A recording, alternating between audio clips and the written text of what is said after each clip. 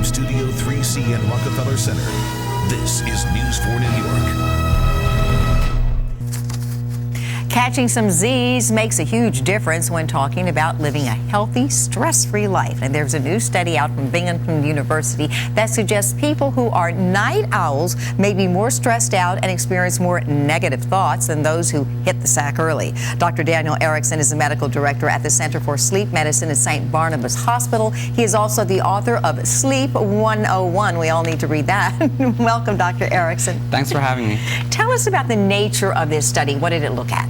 All right, so this particular study looked at the timing of sleep and your mood. It looked at how people that go to bed late and sleep for a shorter period of time felt compared to those that go to bed early and slept for a shorter period of time. And why did people sleep for a shorter period of time? Well, that question isn't quite answered. They simply studied people that happened to be short sleepers, happened to be late sleepers, and then they looked at their mood. Was their mood indicative of their less amount of sleep, or did they have a lesser amount of sleep because they were stressed and could not sleep? That's a great question. What we have known from the past, from previous studies, is that people that sleep longer tend to be happier. People that sleep shorter tend to be less happy. Now, that's because no one can stress you out when you're sleeping. That could be the case. Now, this study showed that people that go to bed late and sleep shorter were less happy than those that went to bed early and slept longer. Now, what comes first? What's the chicken and the egg? Well, it could very well be that people that are stressed to begin with have a harder time sleeping, but it could also be that people that don't prioritize sleep, that choose to cut down on sleep, then become stressed. Just like a child or a baby who fights sleep. So, should we as adults, just like children, have a designated bedtime? No, in fact, we should have a designated wake-up time. Okay, so say that would be 11 a.m. and your boss needs you at work at 9. That could be a challenge. But in an ideal world, you should sleep until you wake up, and then you should adjust your bedtime accordingly, because it's very hard to decide when to go to bed versus it's easy to decide when to wake up.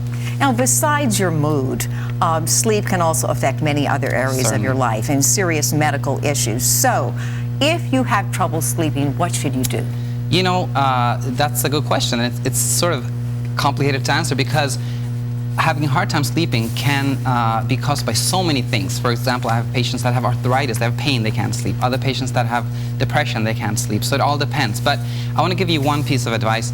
If you have a hard time sleeping, try to wake up at the same time every morning, and don't go to bed until you feel sleepy. The classical mistake people that can't sleep do is that they go to bed early, trying to sleep longer, but they just end up spending a lot of time in bed tossing and turning. Do things such as reading a book help, or wearing a sleep mask, or even taking a light sleep aid? Well, you know, wearing a sleep mask for people that have sleep apnea certainly helps. Now, the only thing that actually can make you sleepy is lack of sleep. So then you have to stay up late and get sleepy, perhaps. If you are an insomniac, that is the only thing that really works. And cognitive behavioral therapy, which we use for insomnia, is really geared towards that. How valuable is that little extra bit of sleep in the morning? Let's say you wake up and you go, oh, I don't have to be anywhere, I'm going back to sleep for an hour. If you can do that, is that valued sleep? No, it is. Every minute counts, and really, if you snooze, you win. Sleeping affects your entire life. If you sleep longer, you're more productive, you're happier, you feel more fulfilled. It's really essential. So normally you think if you snooze, you lose, but in this case, if you snooze, you win. That's Doctor, right. Thank you so much for being with us. Thank you. Now, keep your eyes open out there.